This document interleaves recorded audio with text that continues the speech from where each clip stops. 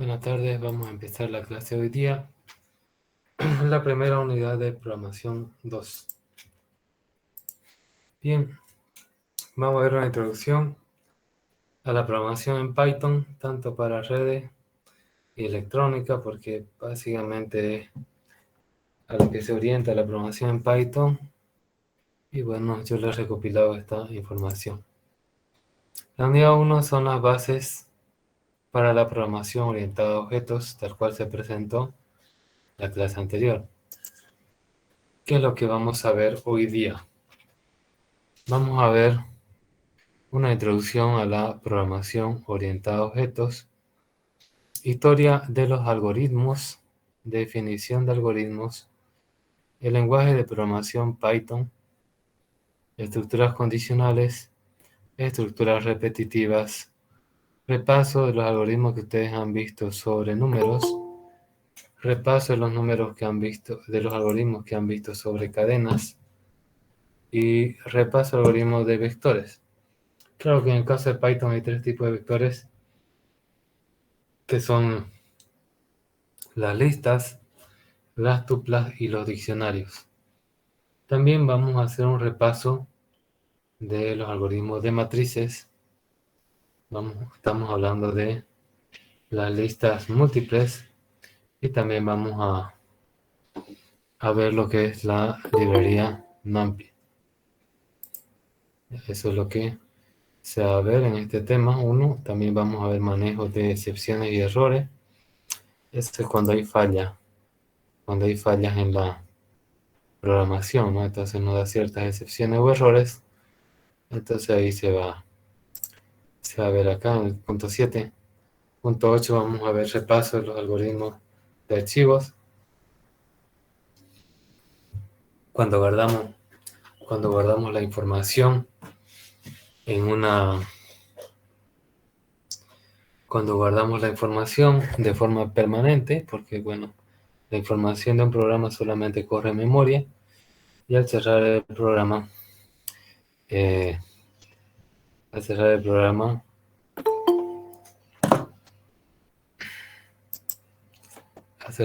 no se pierde toda la información. Bien, después vamos a ver la implementación de su proceso en Python. Tal vez algunos los conozcan como lo que viene a ser procedimientos y funciones. Es cuando dividimos el código de un programa grande en pedazos más pequeños, ¿no? Para poder reutilizar el código para hacerlo más entendible también y más manejable. Bien, vamos a ver lo que es la introducción a la programación orientada a objetos. Concepto básico, clase. Que una clase es una plantilla de objetos, es decir, es la estructura básica para definir objetos. Por ejemplo, si ustedes ven a todos sus compañeros del curso, si los pudieran ver, ustedes definirían una clase persona que tiene diferentes partes, ¿no? Como color de ojos, estatura, peso, tamaño, etcétera, etcétera, ¿no? Entonces, todos esos datos abstractos forman la clase. ¿Y qué es un objeto? Un objeto viene a ser la instancia o ya la puesta en práctica o la ejemplificación de una clase. Entonces, tenemos que cada uno de ustedes es un objeto de la clase persona. La clase viene a ser algo más abstracto donde se resumen todas las características que deben tener los elementos de la clase. Estos elementos se llaman objetos. Y bien, estos objetos son instancias de una clase, no son la ejemplificación práctica de una clase. Los atributos son las partes de un objeto. Por ejemplo, si nosotros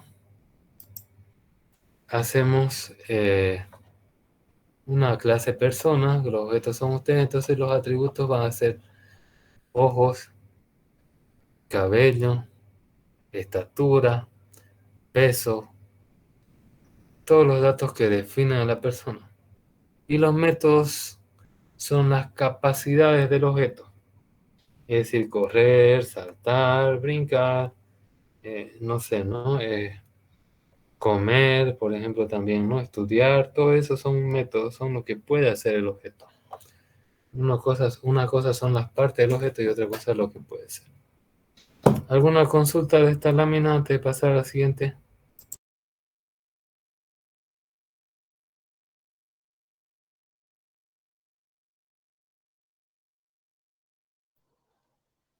Todo claro.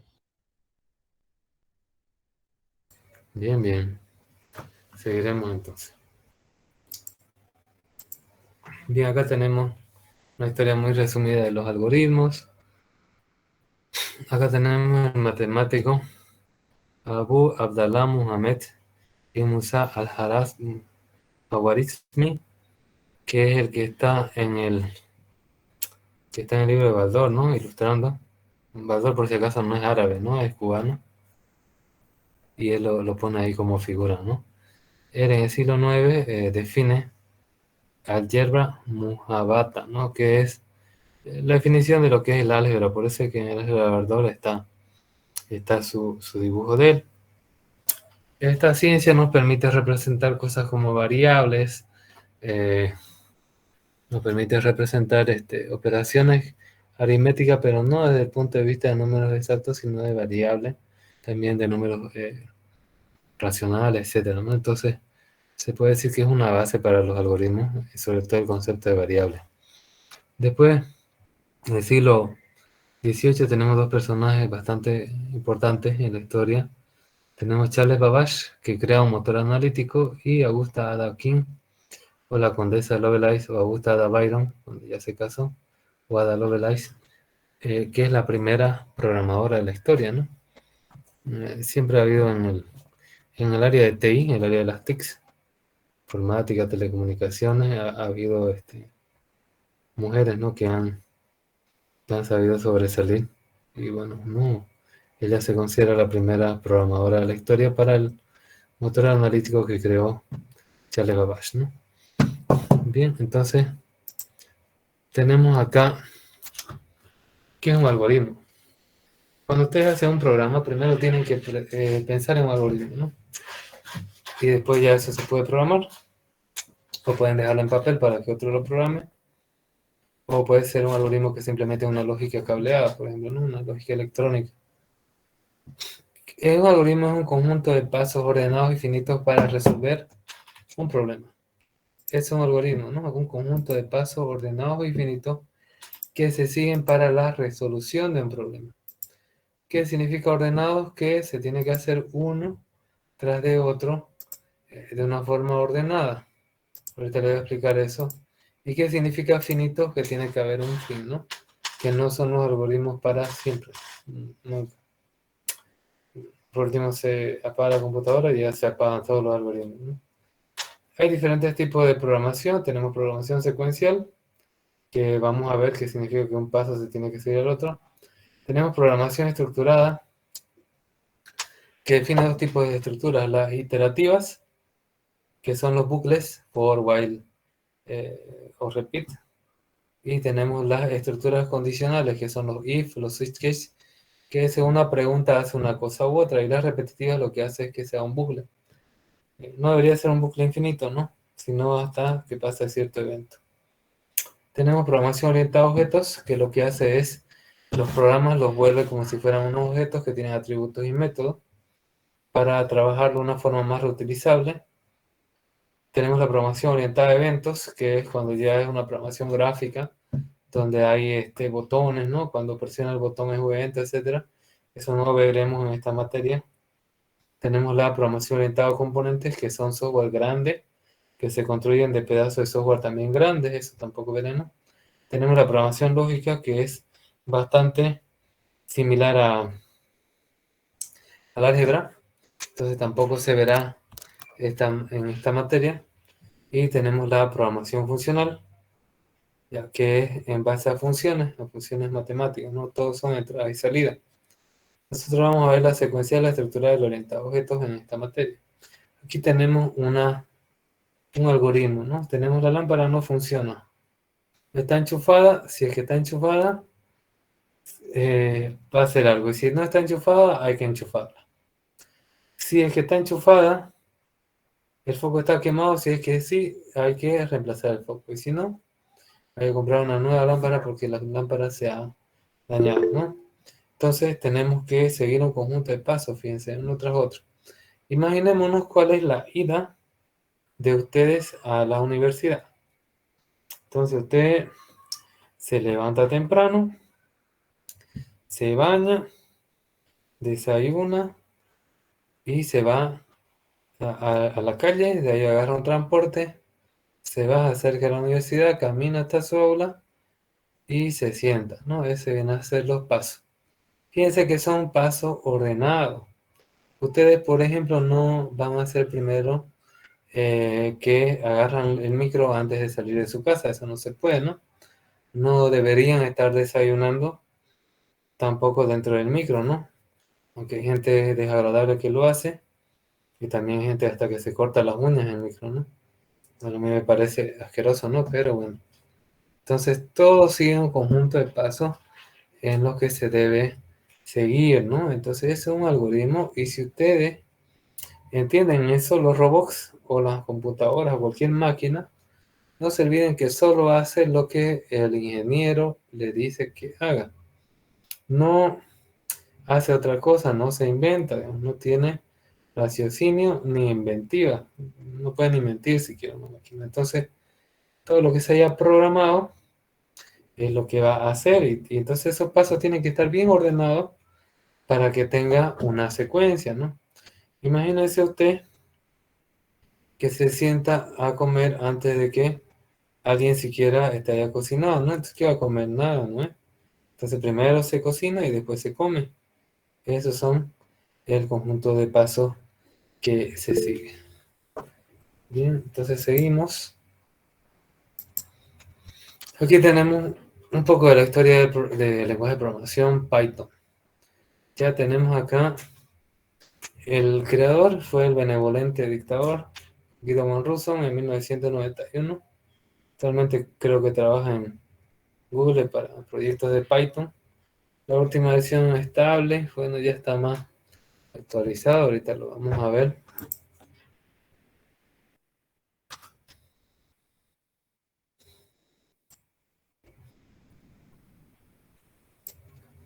Aquí tenemos un poco, ¿no?, de Python. Fíjense, Instagram, Netflix, Panda 3D, entre otros, utilizan Python. Y es código abierto, está administrada por una fundación que antes le dirigía a Guido van Rossum, pero ahora es de muchos desarrolladores a nivel mundial, que se llama la Python Software Foundation License. Ya, esa es la licencia, perdón, la fundación es Python Software Foundation, ¿no? Y la licencia es Python Software Foundation License, ¿no? Python entonces se considera uno de los lenguajes más populares. Y acá tenemos la última versión estable, en realidad es del 14 de enero de 2022, de 2 meses y 15 días, a la 3.10.2, ¿no? Fíjense cómo va actualizando. Podemos ver aquí, eh, no sé, vamos a buscar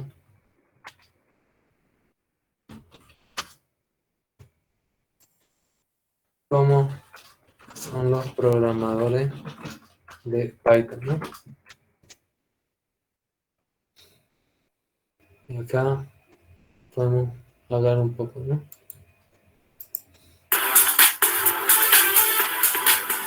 Hablemos un poco de Python. Python es un lenguaje de programación interpretado, cuya filosofía hace hincapié en la legibilidad de su código. Es muy importante que sepas que Python es un lenguaje de programación multiparadigma, ya que soporta programación orientada a objetos, programación iterativa y, en menor medida, programación funcional. Te contaré un poco la historia del creador de Python, llamado Guido van Rossum. Guido se graduó en matemáticas y computación en la Universidad de Ámsterdam, en Países Bajos, en el año de 1982. Posterior a eso, estuvo trabajando en el Centro para las Matemáticas y la Informática. Guido se dedicaba a hacer rutinas BSD en Unix y más adelante se involucraría con el lenguaje de programación llamado ABC. que era interactivo, estructurado y de alto nivel, y estaba pensado para ser utilizado en lugar de BASIC. Sin embargo, Guido pensaba en crear un lenguaje mucho más fácil, intuitivo, potente y además amigable para todos los programadores. Con sus propias palabras nos cuentan lo siguiente. Hace 6 años, en diciembre de 1989, estaba buscando un proyecto de programación como hobby que me mantuviera ocupado durante las semanas de verano. Mi oficina estaba cerrada y no tendría más que mi PC a mano. Entonces decidí escribir un intérprete para el nuevo lenguaje de scripting que había estado ideando recientemente. Un descendiente de ABC que le gustaría a los hackers de Unix. Encontrándome en un estado de ánimo ligeramente irreverente y siendo un gran fan de Monty Python Circus, le puse el nombre de Python. Python es tan poderoso, pues más que forzar a los programadores a adoptar un estilo particular de programación, permite varios estilos y además otros paradigmas están soportados mediante el uso de extensiones. Vamos a ver un ejemplo con Python. Por ejemplo, te mostraré unos aspectos muy sencillos en la declaración de una función. En la declaración de una función hay que considerar los 2 puntos y además las sangrías para la indentación. Y no nos olvidemos de los paréntesis a la hora de usar el print, ya que son muy importantes en la versión 3 de Python. Y si quieres empezar a profundizar con el lenguaje, hay muchos sitios de los que te puedes apoyar, como por ejemplo W3 Schools, y que inclusive corre código vía web y nos proporciona manuales de iniciación. Y como siempre, espero que te haya gustado el video y recuerda compartir, suscribirte a Develoteca, pulgares arriba y comentarme qué te parece Python. Bien, como se habrán visto, lo importante es la legibilidad del código, es decir, que sea fácil de entender, ¿no? Y bueno, es un lenguaje que está de moda y empezó más que todo utilizado fuertemente para lo que viene a ser las redes de computadoras, pero después ha entrado al mundo de la electrónica con el Raspberry Pi bastante fuerte. El Pi viene de Python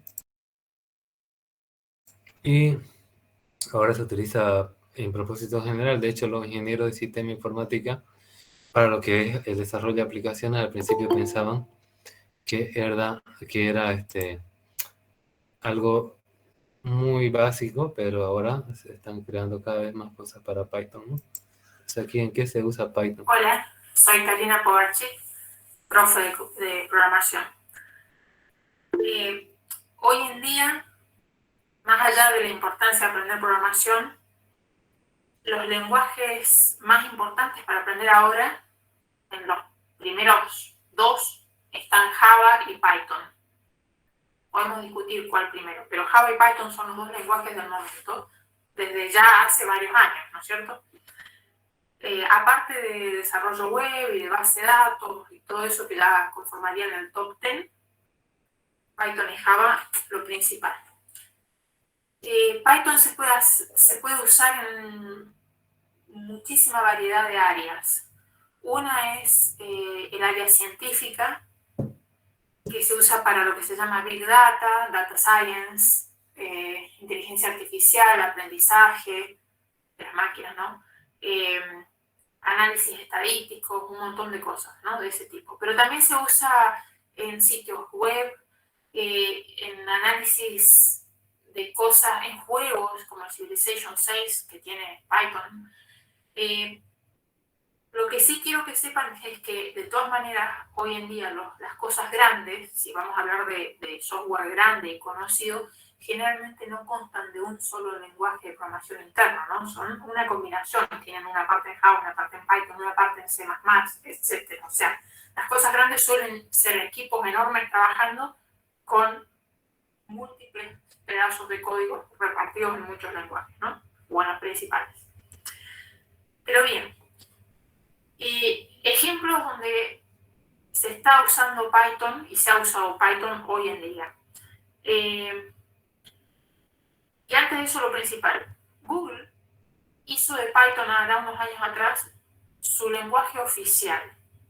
Eso ya en sí significa un montón, porque Google, semejante compañía, está apoyando Python al 100%.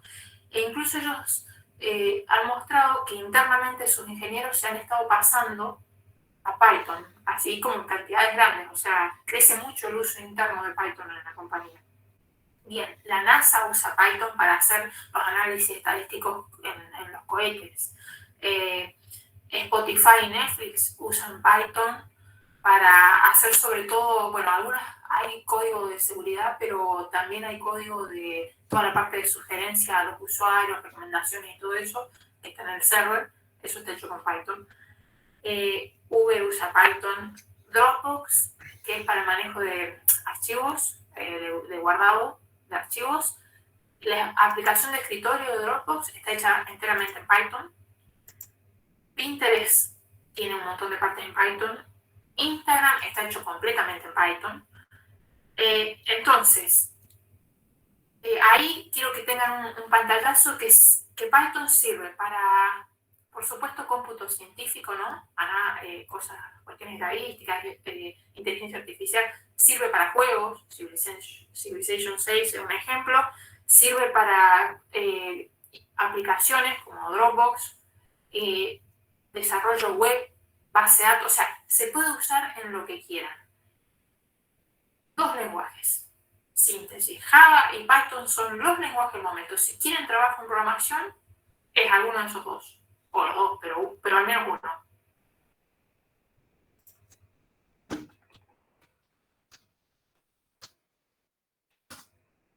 Y veremos acá un hola mundo, digamos, ¿no? Parpadear. Hey coders, bienvenidos a un nuevo video de fastweb.com.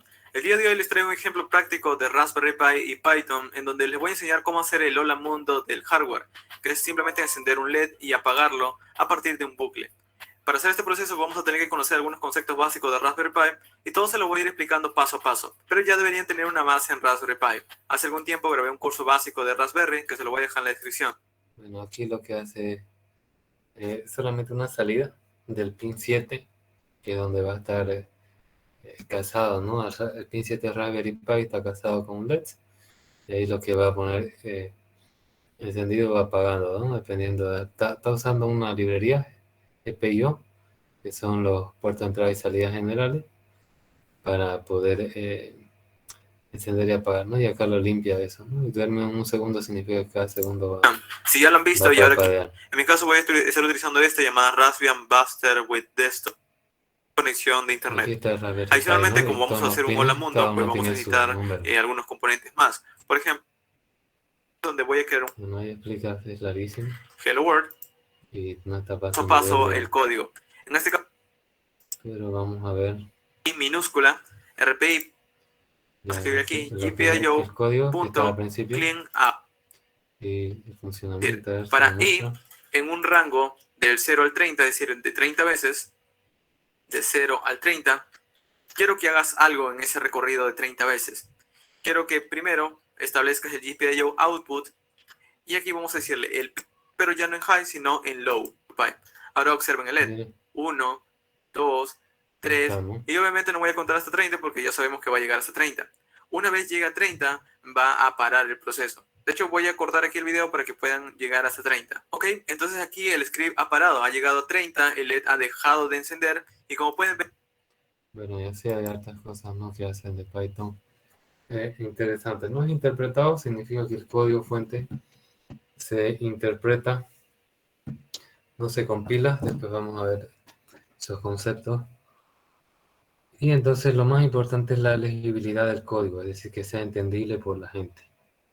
Se trata de un lenguaje de programación multiparadigma y ya que soporta orientación objeto, hiperactiva y en menor medida también la programación funcional.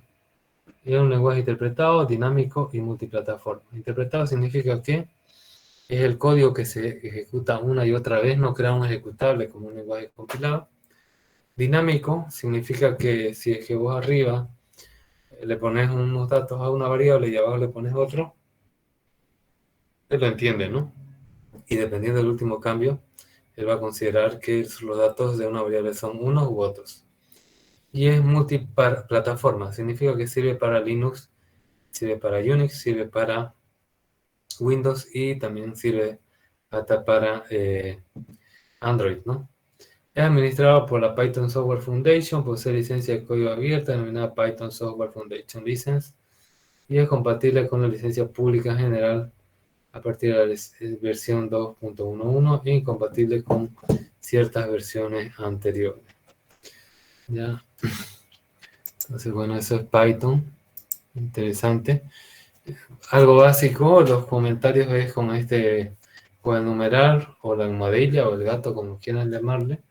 Al principio de cualquier parte de una línea, todo lo que está a su derecha va a ser ignorado por el intérprete, ¿no? Que dice compilador, pero en realidad sería por el intérprete. Es decir, donde vos pongas la almohadilla a la derecha, va a ser, ignorado, ¿no? Las variables se crean de forma dinámica, implícita, y se usa al igual para asignarles valores. Es decir, no hay una sección como en Pascal donde están las variables, ni tenés que ponerle in a nada. Directamente vos haces una asignación y en ese momento se crea la variable. Los nombres de las variables pueden contener números y letras, pero deben comenzar con una letra, siempre. Y existen acá, en la versión 3.0, ya estamos más avanzados, existían 28 palabras reservadas, que son estas de aquí, que está en constante evolución el lenguaje y puede haber más, ¿no? Estas palabras no las pueden utilizar ustedes como variables porque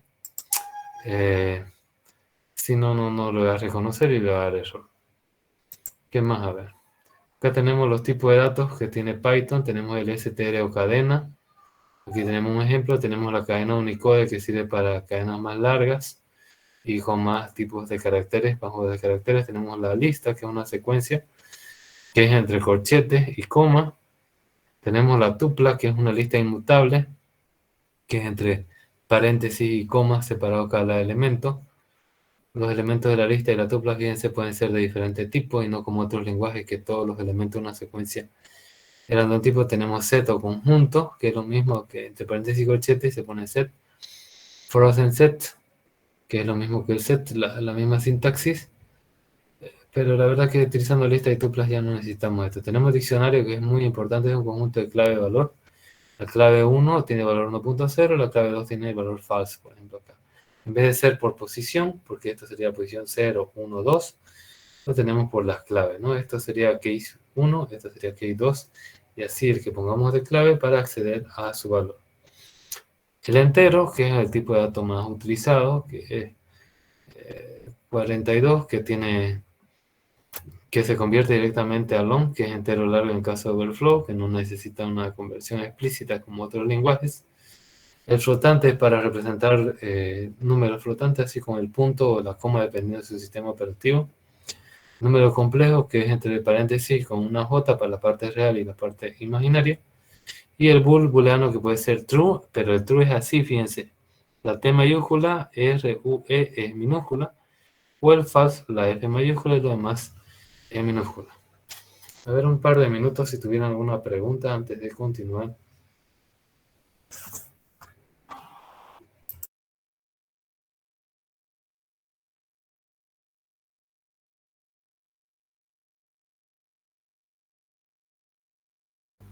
Ingeniero, habló de Raspberry en el video que nosotros vamos a necesitar.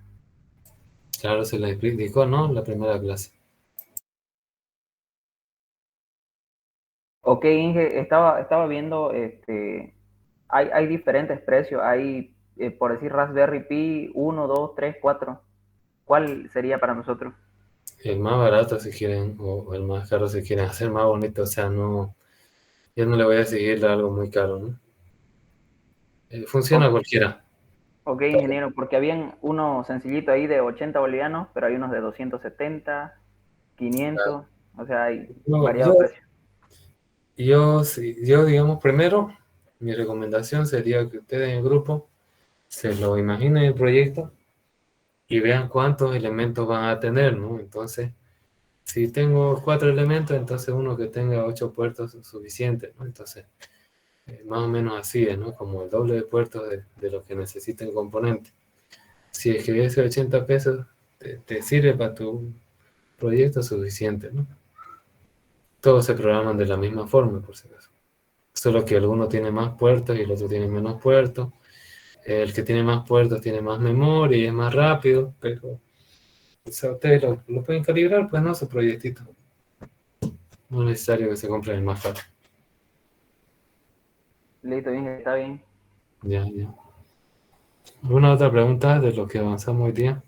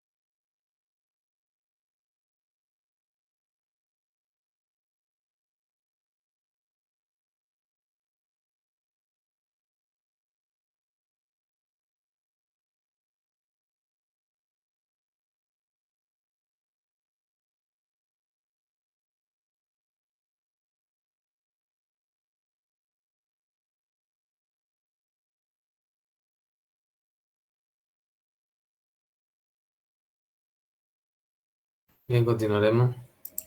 Entonces, bueno, hay diferentes tipos de datos que vamos a ver los que necesitemos en su momento, ¿no? Obviamente estos se combinan y forman una clase.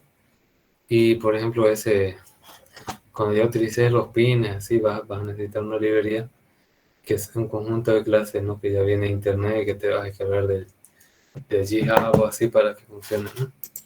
Entonces, bien, empezaremos con las estructuras condicionales. Tenemos las estructuras simples. Vamos a abrir el PyChart para explicar mejor.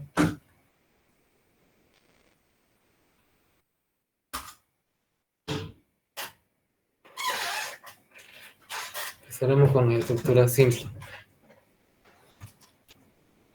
Entonces, aquí en este mismo...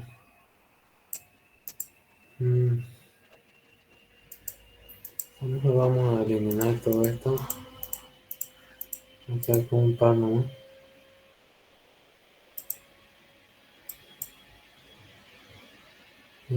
Y acá, prueba 1, voy a borrar. Prueba 2, también no tiene nada, no. Voy a borrar, ya. Listo, este PyChart, ustedes pueden utilizar el Visual Studio Code, no me da igual. Entonces vamos a ver una estructura simple, simplemente por ejemplo un programa, realizar un programa que determine si un número es 8. Entonces lo que yo hago es, tengo un número,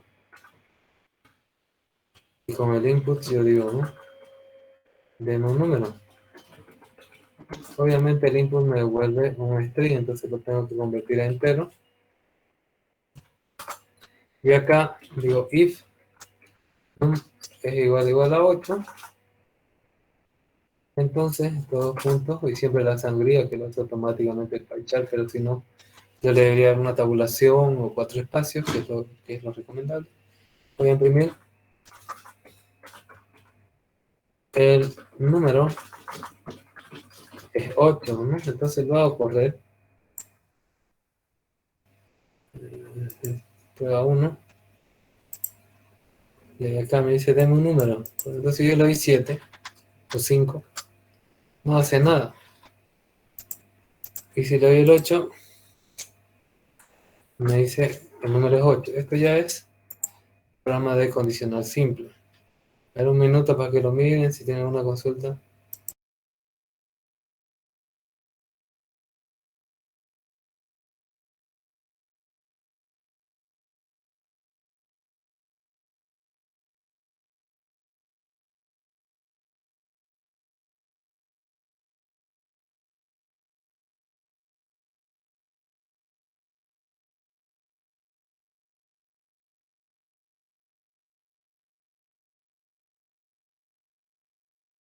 No me dieron ninguna pregunta.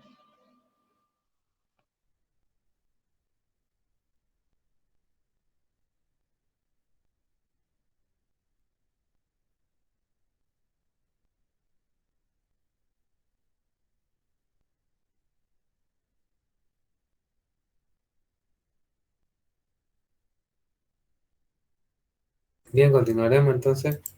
Ahora hay otro tipo de condicional, ya que es la condicional doble, que significa verdadero y falso. El falso es el else que dice acá.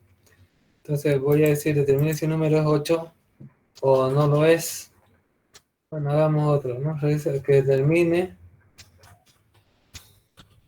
si un número es par o impar, ¿no? Entonces, ¿cómo yo lo hago? Deme un número y ese número, si es que ese número, el residuo de ese número, que es con este dividido entre 2, este símbolo es el residuo, o el mod que le dice, ¿no? El porcentaje.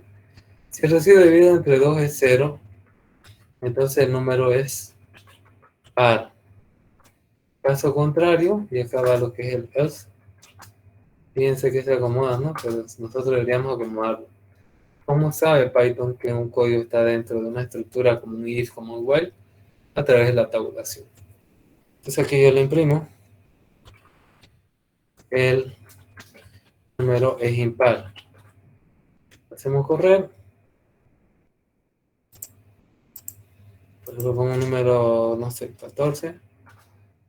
Le puse un carácter. Después vamos a ver cuando veamos excepción. Le pongo el 15 y me dice el número es impar. O pongo, por ejemplo, el 14 y me dice el número es par. También funciona para 0. 0 se considera par. Y también funciona para negativo, ¿no? Entonces, esta es una condicional doble porque tiene código en verdadero y falso. Para hacer más de una línea, simplemente tendría que poner al mismo nivel donde está este print. Por ejemplo, aquí puedo poner print, segunda línea par, y acá también puedo poner un print, segunda línea impar. Entonces, si yo lo ejecuto, aquí por ejemplo pongo cualquier número y me dice el número es par, segunda línea par, ¿no? Porque está dentro del caso de que el mod o el residuo entre el número entre 2 es 0. Ahora, ¿qué pasa si yo, por ejemplo, hago con un número impar? Bueno, me sale el número es impar, segunda línea impar. ¿Y qué pasa si esta segunda línea no está tabulada dentro del else? Fíjense, voy a poner ahí. Entonces pongo un 3. Parece que no ha cambiado nada, ¿no? Pero si es que pongo un 2, ya se ve la diferencia, ¿no? Esta línea, como no está dentro de la condicional, en ninguno de los dos casos, se va a ejecutar siempre, ¿no? Sea par o sea impar. ¿Qué otro error? Ese error, por ejemplo, es un error de semántica. Pero un error de sintaxis sería este. Yo lo pongo ahí. Fíjense, TS ya me indica, ¿no? El programista líder va a echar que hay un error, pero si es que esto estaríamos programando en Raspberry Pi o un Linux cualquiera, no nos indicaría, ¿no? Entonces, aquí se ve que hay un problema. Entonces lo voy a ejecutar y ahí ya me da error, ¿no? Fíjense, porque no puede haber un else sin un if. Y acá esta línea está cortando la estructura, ¿no? Entonces hay que escribirlo correctamente.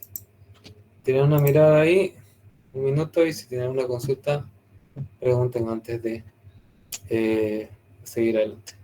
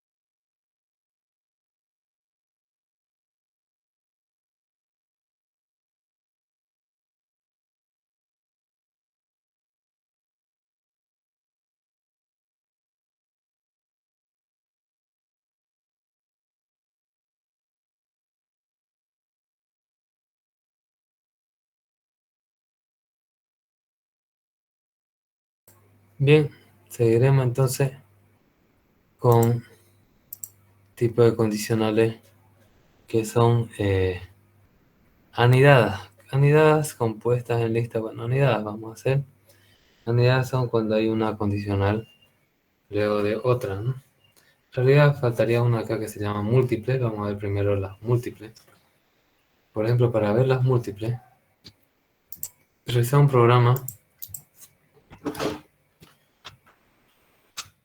Realizar un programa que diga el literal de un número ingresado entre 1 al 5, por ejemplo, ¿no? Entonces hacemos if, bueno, tenemos el número que va a ser un input de un número, y acá tenemos si el número es igual a 1, entonces voy a imprimir no, directamente voy a poner literal 1. Acá en vez de poner else se pone el if, y pongo si número es igual a 2, entonces voy a imprimir 2. Luego voy a hacer un el if igual a 3. Voy a hacer un print 3. Después voy a decir que el if, si el número que igual a 4, voy a imprimir 4. Y después voy a decir el if, si el número igual a 5, voy a imprimir 5. Y como ese es el rango, voy a decir else, cualquier otro caso, print fuera, número fuera de rango.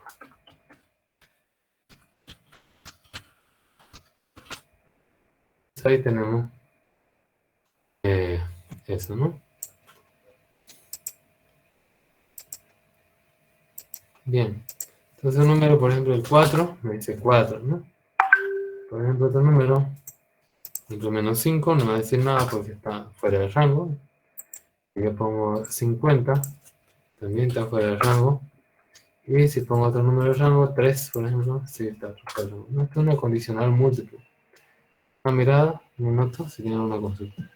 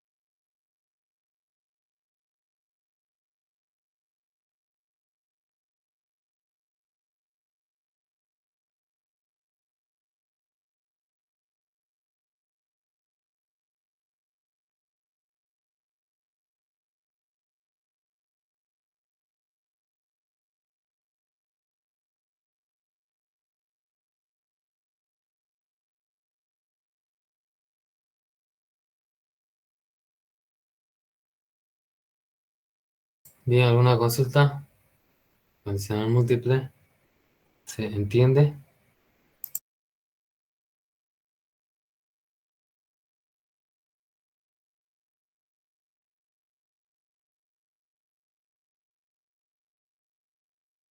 No dicen nada, ni sí ni no.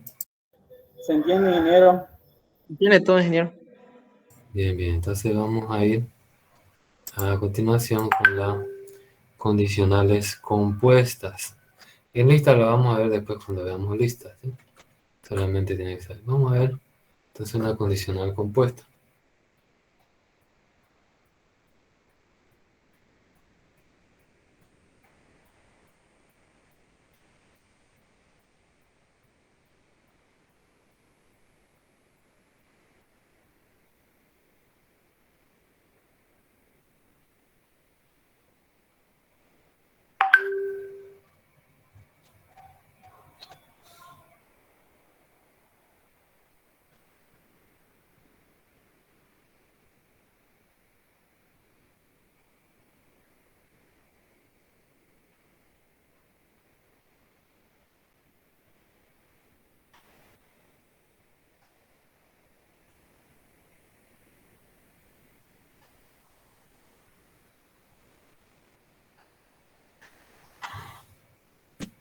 Bien, por ejemplo, a ver, una condicional compuesta, realizar un programa que diga si un número es par y negativo. ¿Ok? Se pide el número y cómo yo determino si un número es par y negativo. Es decir, si el número divide entre 2 es igual a 0, esto es par, ¿verdad? Y AND en Python, si el número es menor a 0, es negativo. El AND significa I, ¿ya? El I es la conjunción lógica, ¿no? Para hacer condicionales compuestas tenemos dos palabras, AND y OR, ¿no? AND todos tienen que ser verdadero para que el resultado sea verdadero, OR.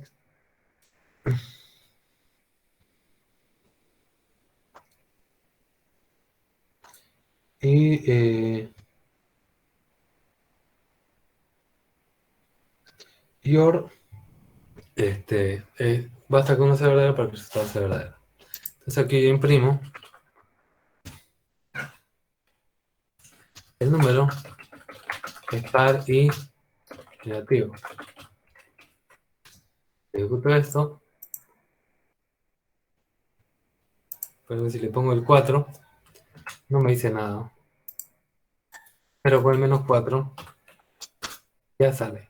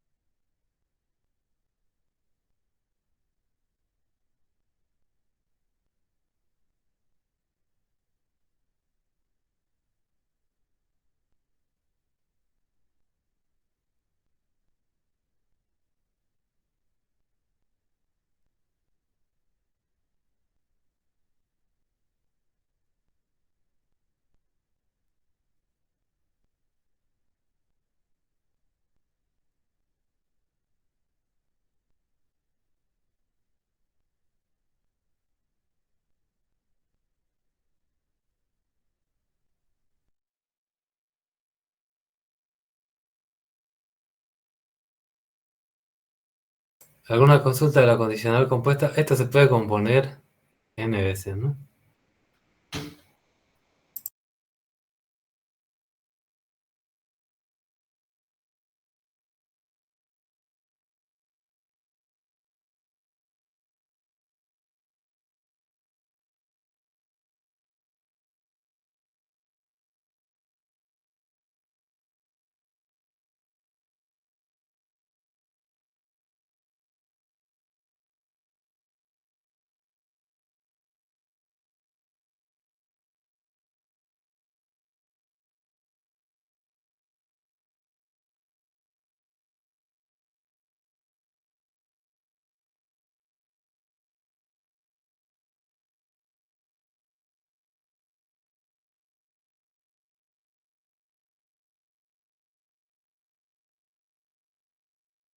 Sí, parece que no hay consulta, seguiremos entonces.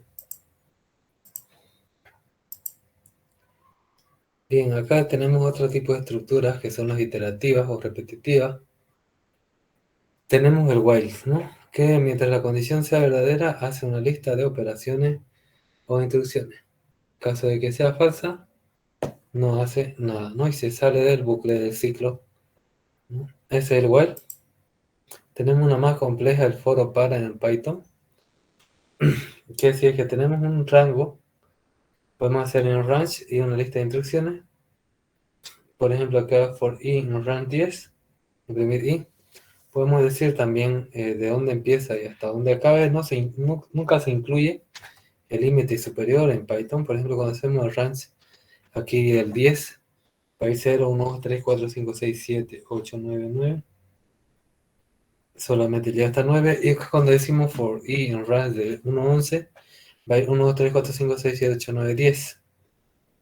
También le podemos poner el incremento para que vaya 1, 3, 5, 7, 9.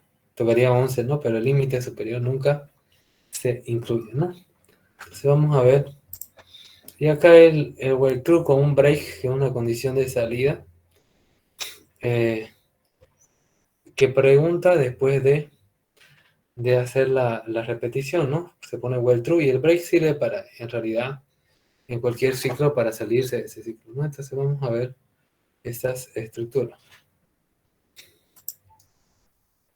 Y acá tocan números ya. Bien. Entonces vamos a empezar con el while. Por ejemplo, realizar un programa que haga la serie de los números pares. Por ejemplo, ¿no? Entonces va a decir n input, deme cuántos números pares quiere imprimir. Va a decir 5, 10, no sé, lo que sea, ¿no? Yo voy a tener un contador que va a empezar en 0, ¿no? Y voy a decir mientras el contador sea menor a n, lo que voy a imprimir va a ser el número par. Y el número par, aquí va a ser igual. El primer número par que vamos a considerar va a ser 2. Entonces voy a decir, voy a imprimir el par, ¿no? Y al par yo le tengo que sumar 2. Este algoritmo se puede resolver de n formas diferentes. Y al contador le voy a sumar 1. Entonces, vamos a ver.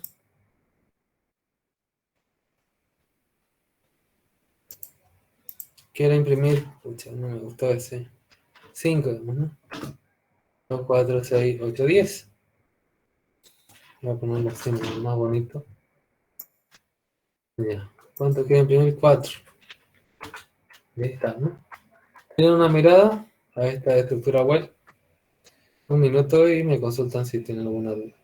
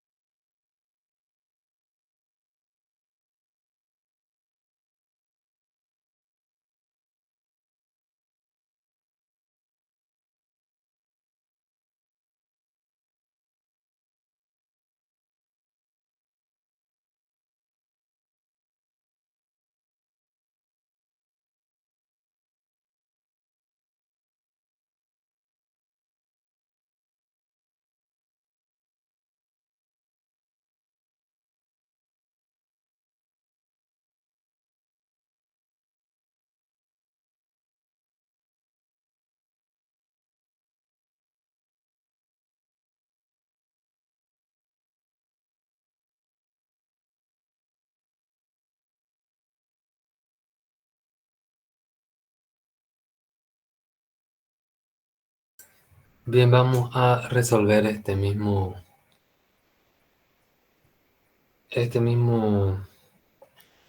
ejercicio, pero con el for, por ejemplo. Y tenemos tres formas de hacer el for. Aquí tenemos, esto no es. Tenemos solo el rango con un inicio y el rango con un salto. Bien, entonces vamos a hacer lo siguiente. Entonces, tengo los números y voy a decir for a, range, voy a decir, si yo le digo que va hasta n, si yo le digo que vaya hasta n, por ejemplo, si yo quiero 5 números pares, son 2, 4, 6, 8, 10. Entonces, básicamente va hasta n por 2, ¿no? Entonces, eso. Entonces, vamos a poner que vaya hasta n por 2. Vamos a ver si hasta ahí funciona y voy a decir if a dividido entre 2 es par, entonces voy a imprimir a. Y si no, no lo imprimo. Nada más. Voy a ejecutar. Quiero 5 números para imprimir. A ver qué me sale. 0, 2, 4, 6 y 8. ¿Está bien? Está bien, ¿no? Pero puedo decir acá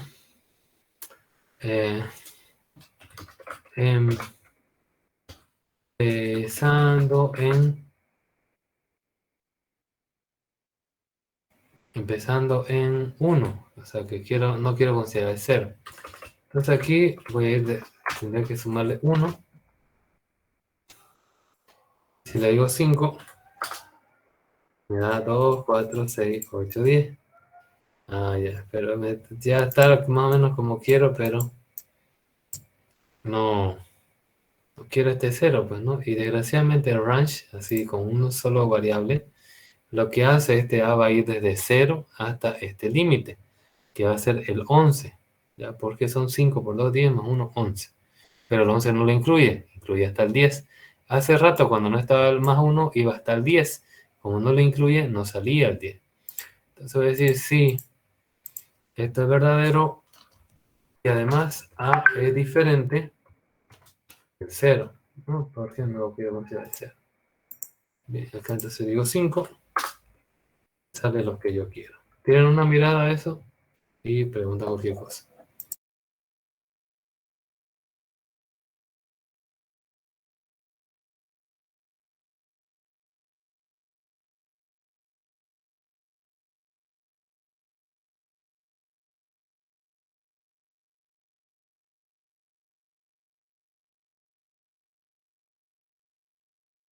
Pregunten, jóvenes, pregunten, ¿no? Todo lo que sea académico pueden preguntar.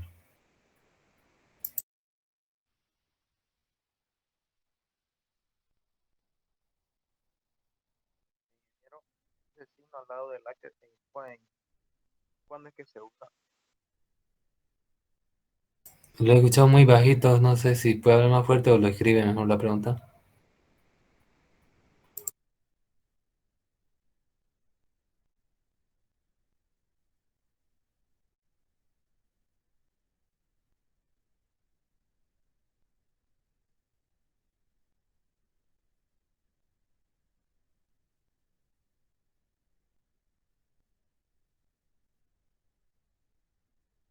El signo al lado de A. ¿Este signo dice? ¿O este de acá? ¿Cuál de los dos?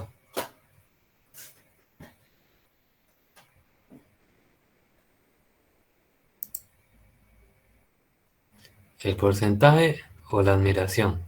¿Cuál?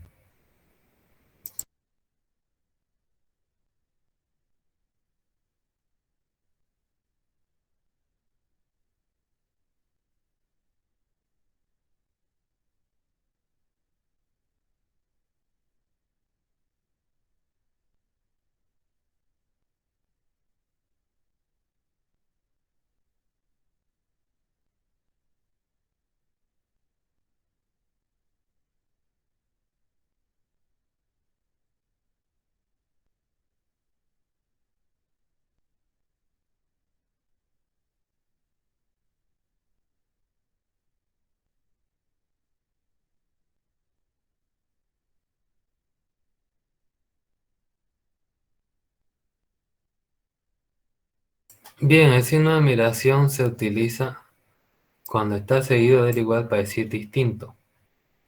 O sea, no se utiliza solo aquí, aunque en algunos casos sirve para negación. ¿Ya? Pero en este caso es distinto. Significa que A sea distinta de cero para imprimirla.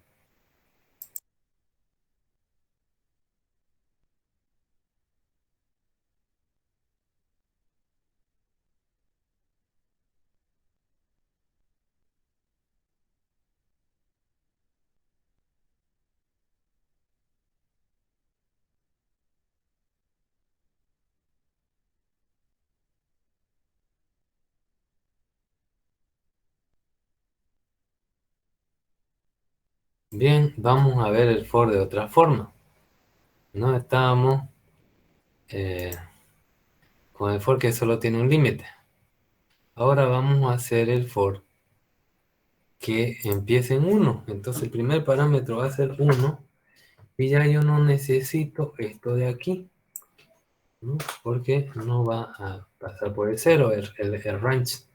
El range por defecto pasa por 0, pero si vos le pones otro límite ya no pasa por 0, entonces lo ejecuto esto y digo si quiero 5, hacer que con otro número para que no crean que solo sigue con 5, entonces aquí están los 6 primeros números pares, ¿no? Tienen una mirada con el for con un límite inicial diferente al 0. Fíjense que el límite inicial se incluye, pero el límite final no se incluye.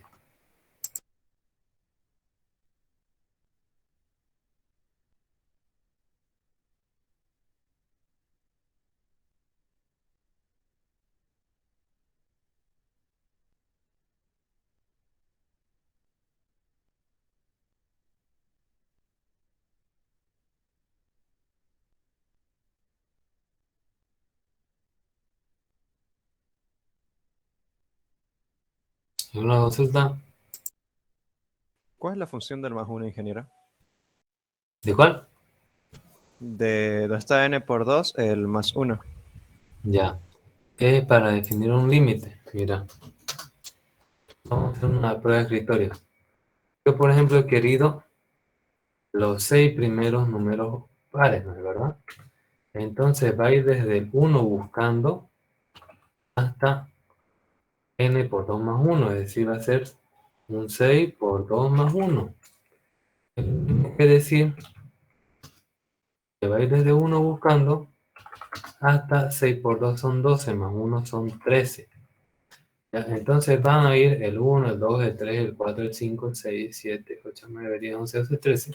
Y de eso va a elegir cuáles son pares, ¿no? Cuando el residuo da 0 dividido entre 2. Entonces los elegidos de eso van a ser el 2, el 4, el 6, el 8, el 10 y el 12. Que están en este rango. Y si te fijas son los 6 primeros números que son pares, empezando desde contar desde el 1 sin considerar 0. ¿Qué pasaría si yo le pongo solamente n por 2? Lo que pasaría es que va a buscar desde el 1 hasta el 12. Pero nosotros sabemos que en Python el límite final nunca se incluye. Entonces solo me mostraría 2, 4, 6, 8, 10, que son solo 5. No son los 6 números primeros pares que yo quiero. No sé si entendió. Sí, ingeniero, muchas gracias. ¿Ya? ¿Alguna otra pregunta?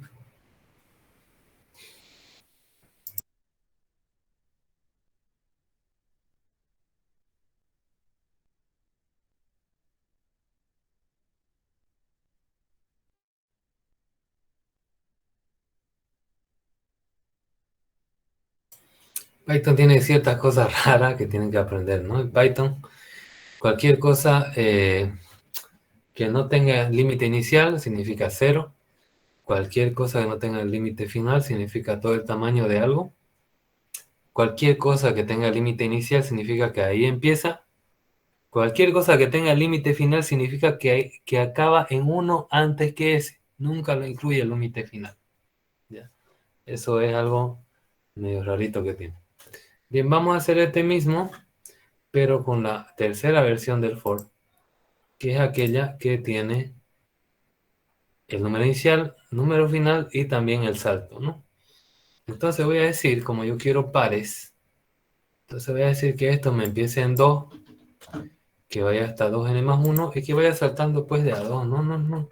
Entonces ya no necesito yo preguntar si es par o no, porque va a ir 2, 4, 6, 8, 10. Se lo voy a dejar así nomás. Esta es la tercera versión, fíjense que tiene 3 parámetros de for. En este caso, ¿cuál lo utilizas? ¿Cuál es el mejor? Mira, el que te funcione, el que vos sepas hacer. A mí me da igual, yo no soy... ustedes no son futuros ingenieros informáticos.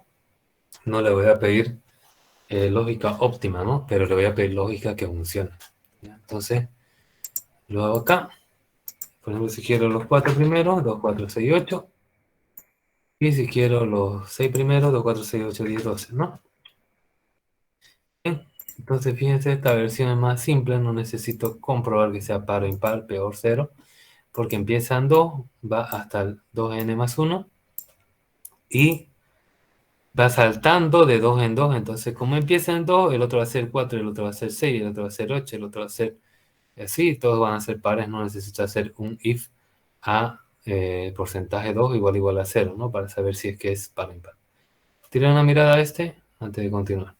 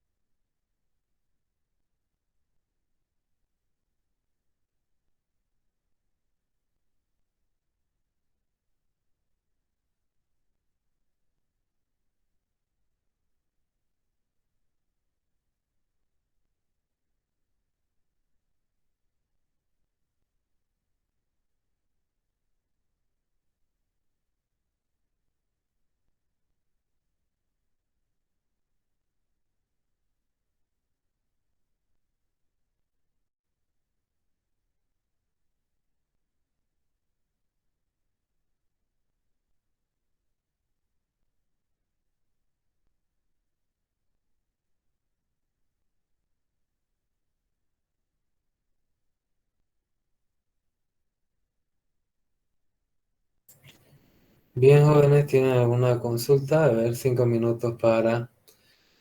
toca lo que es número. No me voy a disparar tanto, unas 2 semanas hasta que salgan su caso especial. Así que no sé si tienen alguna consulta, unos 5 minutos. O qué les ha parecido la clase, si voy muy rápido, no sé, pues, ¿no? Consultas que tengan.